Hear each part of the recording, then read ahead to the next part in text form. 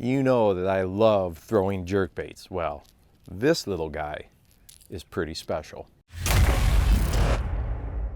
Jerkbaits work all year long. So many times they kind of get pigeonholed as a winter-only type of a bait, but winter, spring, summer, fall, they are excellent lures. And if you're fishing some skinny water, or if you're fishing in the fall, okay, a lot of times when those bait fish of the year, those new hatchlings are getting a little bit of size to them, but they aren't huge, this KVD 100 is amazing. It runs in that 3 to 4 foot range, so that kind of gives you an idea of the water that you would use it. I have lots of clear water around here, so I can pull fish up from a little bit deeper with it.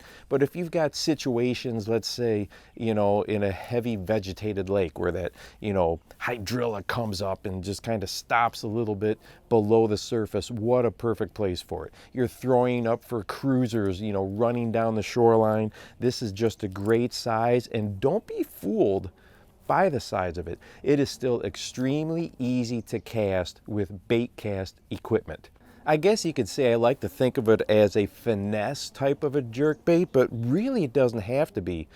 On the waters that I fish, there are not, you know, piles of shad, okay? Basically our bait fish is going to be sunfish, you know, panfish, crappies, bluegills, that type of stuff, or minnows. And this right here would be a pretty good sized minnow. So as a matter of fact, my lake is just chock full of minnows. So this is an excellent size of a lure to match the size of the bait fish that the bass in my waters are used to seeing. So if you've not tried these smaller jerkbaits, I recommend that you pick up a few, and it's just one more of those tools in your toolbox that can really dial in to an excellent day on the water. You know, when I was fishing in Florida this year, the hydrilla came up and stopped about 3 foot from the surface of the water. Now I know when you're thinking Florida fishing, you're thinking punching mats and, you know, other big vegetation type heavy equipment, but I just caught a ton of fish